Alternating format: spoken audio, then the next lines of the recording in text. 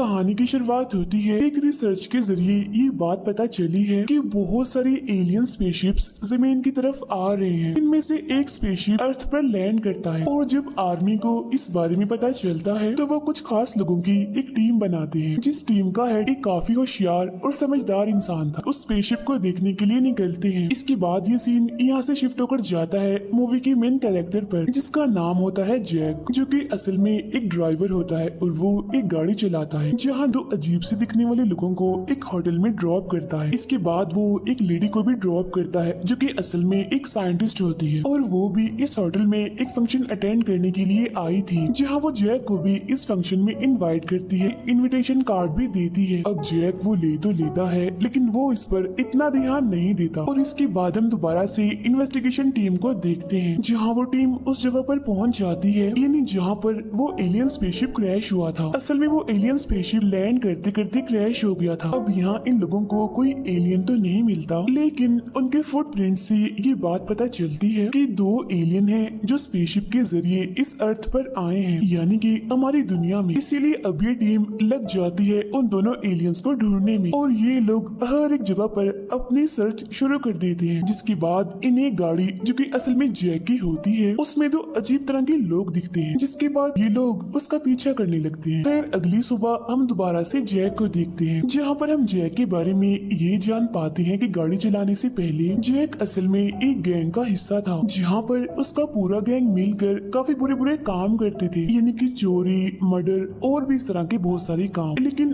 अब जैक ने उस गैंग को छोड़ दिया होता है, तो इसीलिए उसका पुराना बॉस यानी कि उस गैंग का लीडर अपने कुछ लोगों को जैक के पास भेजता है, क्योंकि वो जैक को एक बार फिर से अपनी टीम में लाना चाहता है। लेकिन जैक दोबारा से उस टीम में शामिल होना नहीं चाहता था, इसीलिए वो उनकी बात नहीं मानता और उनकी ऑफर को ठुकरा देता है, अपने काम पर निकल जाता है। लेकिन जब वो रास्ते पर जा रहा होता है तो उसे अपनी गाड़ी में किसी की मौजूदगी का एहसास होता है, यानी कि उसको ऐसा लगता है कि उसके अलावा उसकी गाड़ी में और भी कोई मौजूद है। पीछे देखता है तो दो बच्चे मौजूद होते हैं, जिनमें एक लड़का था और एक लड़की थी। अब जैक उनको अपनी गाड़ी में देखकर काफी हैरान हो जाता है और वो सोचता है कि आखिर ये दोनों मेरी गाड़ी में कब और कैसे आ गए। लड़की अपना नाम बताती है कि मेरा नाम सारा है और ये मेरे साथ मेरा भाई है। जो उनका बिहेवियर था वो काफी अजीब था। दोनों बच्चे एक अजीब सी डिवाइस को यूज करके जैक को एक एड्रेस बताते हुए वहाँ पर जाने के लिए कहते हैं। अब ये एड्रेस शहर से काफी दूर था, इसीलिए जैक वहाँ पर जाना नहीं चाहता था, उनको ले जाने के लिए साफ इनकार कर देता है। लेकिन फिर यहाँ पर उस लड़की सारा का भाई कुछ पैसे दिखाता है और कहता है कि अगर आप हमें ले जाओगे तो हम आपको एक्स्ट्रा पे कर सकते हैं, तुम बस हमें हमारी मंजिल तक पहुँचा दो। पैसों को देकर जैक उनको ले जाने के लिए मान जाता है। लेकिन जब वो लोग जा रहे होते हैं तो जैक ये नोटिस करता है कि उनके पीछे उसी गैंग के लोग आ रहे हैं। सारी गाड़ियां जैक की गाड़ी को घेरने लगती हैं, उनसे बचते हुए आगे निकलता है। तभी हम अचानक से उन दोनों बच्चों का एक अलग ही रूप देखते हैं। सबसे पहले सारा का भाई गाड़ी से गायब होकर बाहर जाता है और बाहर जाते ही वो गैंग की एक गाड़ी को डिस्ट्रॉय कर देता है। इसी दौरान सारा सभी गाड़ियों को कंट्रोल करके उनको रिवर्स से चलाने लगती है। अब ये देखकर जैक को बिल्कुल भी समझ नहीं आ रही थी कि आखिर ये सब कुछ इधर हो क्या रहा है। रात तक ये लोग उस जगह तक पहुंचे जाते हैं यानी जहाँ पर इनको जाना था। बच्चे जल्दी से जैक को पैसे देकर फौरन ही घर के अंदर आ जाते हैं। उन पैसों को देखता है तो उसको अंदाजा होता है कि उन बच्चों ने मुझे कुछ ज्यादा ही पैसे दे दिए हैं, इसीलिए वो उन बच्चों को पैसे वापस करने के लिए घर के अंदर जाता है। अंदर जाने पर उसे कुछ अजीब आवाजें आने लगती हैं। ढूंढने पर उसको बच्चे भी मिल जाते हैं, जहाँ वो दोनों बच्चे जैक को यहाँ से जाने के लिए कहते हैं। लेकिन जैक को उन लोगों पर शक था, इसीलिए उनके मना करने के बावजूद भी वो वहाँ से नहीं जाता, बल्कि वो उन लोगों का पीछा करने लगता है। जहाँ वो लोग घर के खुफिया रास्तों से होते हुए एक रूम में जाकर पहुँचते हैं, जहाँ पर कुछ अजीब तरह की लाइट सी चमक रही थी। इसके अलावा वहाँ पर एक काफी बड़ा स्टोन जैसा स्ट्रक्चर भी था, जिस पर सारा फौरन से अपना एक लॉकेट रख देती है। जहाँ इसके बाद उसके अंदर से फौरन ही एक डिवाइस बाहर निकलती है। उन दोनों से इस डिवाइस के बारे में पूछता है, जहाँ पर सारा उससे कहती है कि असल में हम यहाँ पर इस डिवाइस के लिए ही आए हैं और हमारे अलावा और भी बहुत सारे लोग ऐसे हैं जो इस डिवाइस को हासिल करना चाहते हैं। लेकिन यहाँ पर जैक को ये बात समझ नहीं आती कि आखिर इस डिवाइस में ऐसा है क्या।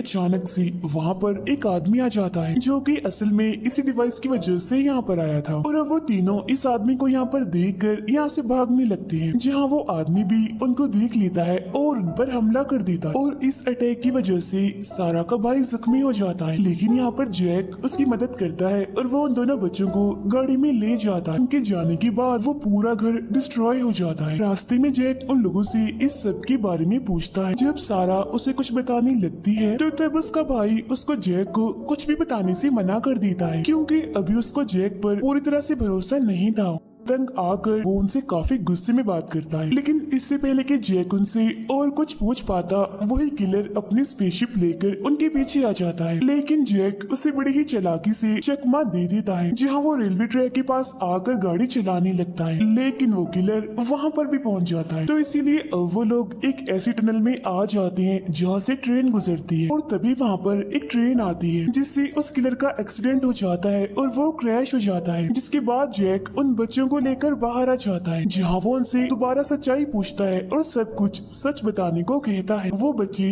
सच बता ही देते हैं कि हम असल में कोई इंसान नहीं है, बल्कि हम एलियंस हैं, और यहाँ से हम बस उस डिवाइस को लेने ही आए हैं। साथ ही हम यहाँ पर देखते हैं कि सारा के पास अलग ही तरह की पावर्स थी, और वो इस बात को यहाँ पर साबित भी करती है कुछ चीजों को हवा में उड़ाकर, जिसे देखकर जय काफी हैरान हो जाता है। इन्वेस्टिगेशन टीम के लीडर जो कि जैक के बारे में इंफॉर्मेशन इकट्ठी कर रहा होता है। फिर अब यहाँ पर इस हेड ने जैक की लोकेशन को ट्रेस करवाना भी शुरू कर दिया था, जिसके जरिए इन्हें पता चलता है कि आखिरी लोकेशन ट्रेन ट्रैक की आ रही है। इसीलिए वो जैक को ढूंढने के लिए वहाँ पर जाते हैं और वो उसे काफी ज्यादा वहाँ पर तलाश करते हैं। इसके बाद जैक अपनी गाड़ी को एक शॉप पर लेकर आता है, वहीं पर ही छोड़ देता है। जैक की कॉल भी ट्रेस हो रही थी, इसलिए अब उस हेड को जैक की लोकेशन का पता चल जाता है। फौरन बाद ही जैक के पास एक कॉल आती है जो कि उसी हेड की होती है। यहाँ इन्वेस्टिगेशन टीम का हेड जैक से एक डील करता है। वो कहता है कि तुम दोनों बच्चों को लेकर आ जाओ, जिसके बदले में मैं तुम्हें कोई भी नुकसान नहीं पहुँचाऊंगा, और हाँ, तुम्हें उस बार के बाहर आना है जहाँ पर तुम आए हुए हो। लेकिन जब जैक बाहर उन लोगों को देखता है तो वो कुछ ऑफिसर्स को गन लाते हुए देख लेता है। इसी वजह से वो बच्चों को लेकर एक शेरिफ के पास जाता है और वो उन्हें भी इस सब के बारे में इन्फॉर्म कर देता है, जिसके बाद ही लोग इन्वेस्टिगेशन टीम और उसके लोगों से बचते हैं। जैक बच्चों के साथ बाहर निकल जाता है, जहाँ वो टीम हेड उन लोगों के पीछे जाता है। एक डॉग भी उनके पास आ जाता है। रास्ते में जैक उन लोगों से